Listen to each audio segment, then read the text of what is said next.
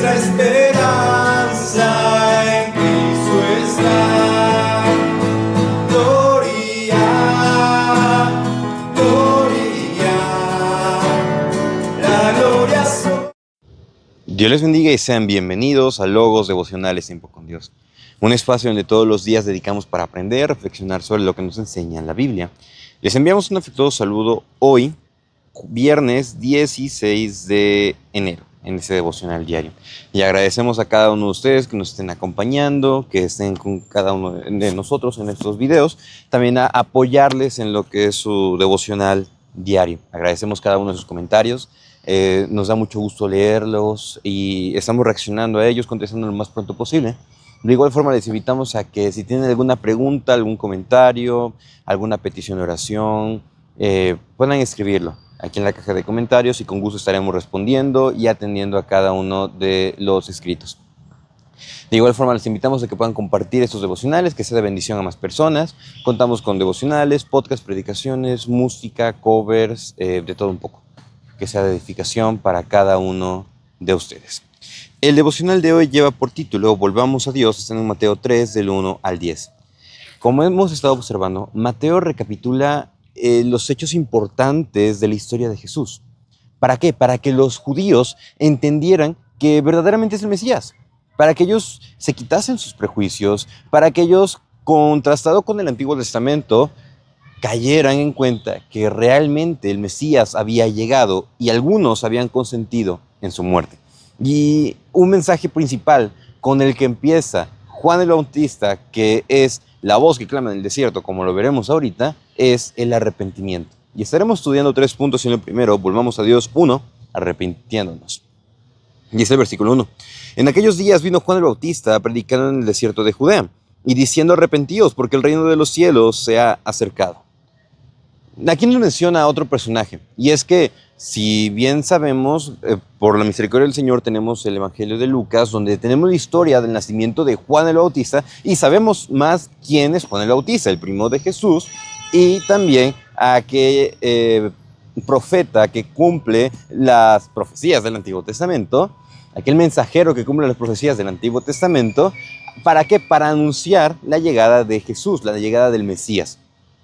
Entonces, con esto en mente, nosotros ya sabemos, pero los judíos, ellos también ya lo sabían. ¿Por qué? Porque habían visto a Juan, habían escuchado su mensaje. Por lo tanto, ellos decían: pero ¿es Elías? ¿Es el Mesías? ¿Es algún otro profeta que había de venir? Ellos tenían muchas dudas. E inclusive, en el Evangelio de Lucas Mateo se nos dice que mandaron los escribas, los fariseos, para saber si él era el Mesías. Pero él dice: viene alguien atrás de mí que es mayor que yo. ¿Y cuál era el mensaje principal? Arrepentíos, porque el reino de los cielos se ha acercado. Juan no predicaba en las ciudades, Juan no predicaba en el templo, Juan no predicaba en lugares concurridos. Él predicaba en un lugar deshabitado, inhóspito, podemos decirlo de esa manera. Pero Dios en su misericordia llevó a las personas ahí. ¿Para qué? Para escuchar un mensaje, el arrepentimiento. Y es que el Evangelio empieza cuando entendemos que somos pecadores y necesitamos arrepentirnos de nuestros pecados. Y en ese corazón, en esa conducta de arrepentimiento, nosotros tenemos que entregarnos al Señor. ¿Pero a qué se refiere con arrepentidos? Arrepentidos se refiere a un cambio radical en el abandono del pecado. No es solamente una cuestión moral, una cuestión subjetiva, sino una cuestión de decir: he pecado delante de Dios. Mi vida está llena de pecado. Necesito cambiar radicalmente, entregarme al Señor y vivir para Él. La connotación que le está diciendo aquí Juan el Bautista es: dejen sus pecados. ¿Por qué? Porque el reino de los cielos se está acercando. El reino de Dios está pronto para ser visible a través de Jesús. Y aquí nos dice, versículo 3, pues este es aquel, o sea, de Juan el Bautista, de quien habló el profeta Isaías cuando dijo: voz que clama en el desierto, preparad el camino del Señor, enderezad sus sendas. Y es que esa cita bien la podemos ver en Isaías 40, cuando en el versículo 3, voz que clama en el desierto, preparad el camino a Jehová, enderezad calzada en la soledad de nuestro Dios. Todo valle sea alzado y bájese todo monte y collado, y lo torcido se enderece y lo áspero se allane. La intención en cuanto a la función de mensajero de Juan era predicar el arrepentimiento, preparar el camino. ¿Por qué? Porque habían pasado 400 años de silencio donde ningún profeta había hablado. En esa hojita blanca que vemos en nuestra Biblia, donde dice Nuevo Testamento, bueno, eso representa 400 años de silencio en el cual Dios no habló a ningún profeta. En un tiempo en el que surgieron muy fuertes las doctrinas, las sectas de los fariseos, saduceos, los escribas, los celotes, donde el imperio romano conquistó a Israel, conquistó a Judá, donde se levantaron los macabeos y tuvieron alguna supuesta estabilidad, pero Roma fue más fuerte, donde estaban esperando nada más una liberación.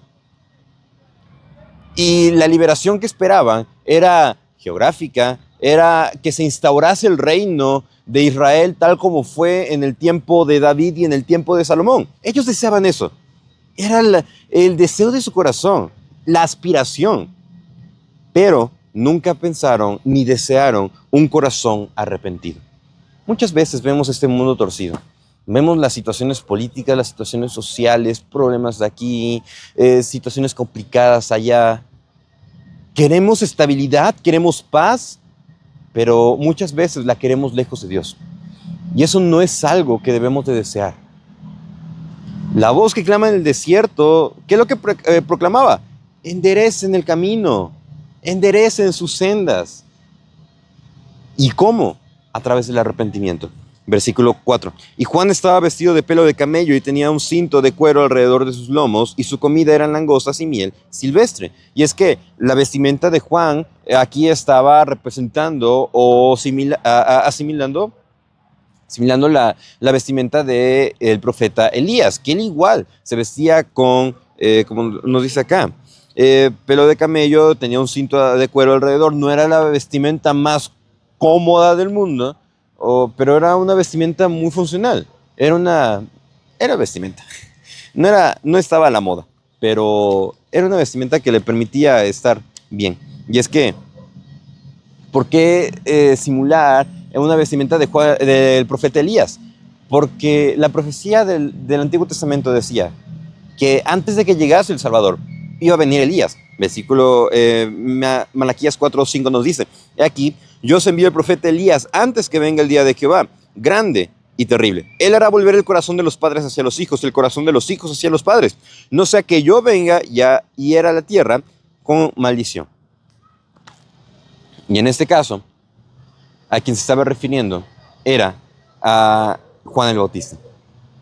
¿Y qué es lo que hacía Juan el Bautista? Predicar, no solamente predicar y confrontar. Versículo 5. Y salía de Jerusalén, toda Judea y toda la provincia alrededor del Jordán. O sea, muchas personas llegaban a ese lugar para escuchar la predicación de Juan el Bautista. Versículo 6. Y eran bautizados por él en el Jordán, confesando sus pecados. Aquí la connotación de bautismo es diferente a como nosotros lo entendemos. Cuando se nos dice, ¿crees en que Jesús es tu Salvador? Creo convencidamente, y te bautizan en el nombre del Padre, del Hijo y del Espíritu Santo. Aquí el bautismo, si lo podemos sintetizar mucho hablando de esto.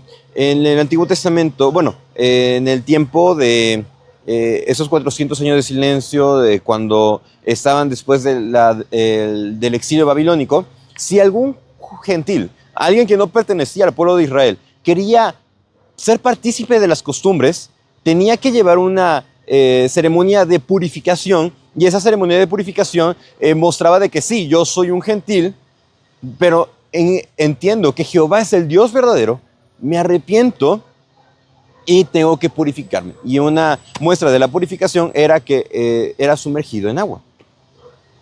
Era eso. Por eso nada más había un bautismo para los prosélitos, que eran no judíos que pertenecían ahora sí a las tradiciones judías. ¿Qué es lo que sucedía con estas personas que se bautizaban? Ellos reconocían, mi vida era semejante a la de un gentil y necesito arrepentimiento, y mi vida pertenece ahora a Dios. Y lo más importante, vamos a volver a Dios arrepintiéndonos de nuestros pecados, no solo en palabras, sino en hechos, lo cual nos lleva a nuestro segundo punto. Volvemos a Dios. 2, dando fruto. Juan bautizaba a los demás, pero dice el versículo 7, al ver que muchos de los fariseos y de los saduceos venían a su bautismo, le decía, generación de víboras, ¿quién os enseñó a huir de la ira venidera?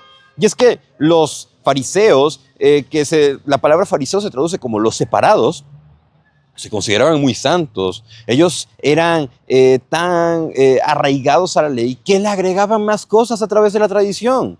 Ellos eran religiosos a más no poder y vemos muchos encuentros con Jesús.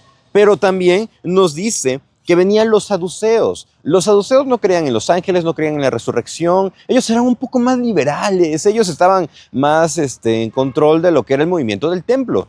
¿Por qué creen que Jesús volcó las mesas de los cambistas? Porque los permitían estos saduceos. Eran muy liberales, muy permisivos. Tenían estos dos parámetros, los liberales, pero también los religiosos. Es por eso que les dice, generación de víboras, o sea, ustedes son como una serpiente. ¿Quién les enseñó a huir de la ira venidera? ¿No entienden? Sus actos, tanto de liberalidad como de religiosidad, no los va a hacer salvos. Versículo 8. Haced pues frutos dignos de arrepentimiento. La intención no es las obras, el corazón.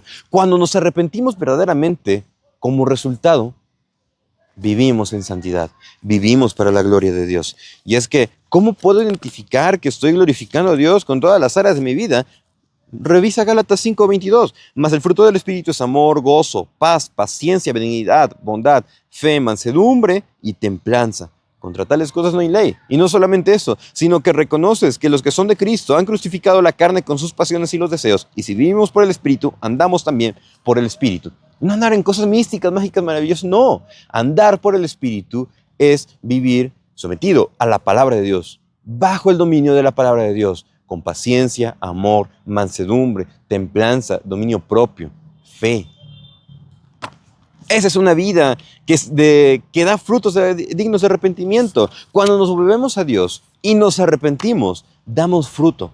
Ya no somos como los escribas, ya no somos como los fariseos. Estamos en el punto medio, glorificar a Dios, sin ser liberales y sin ser religiosos.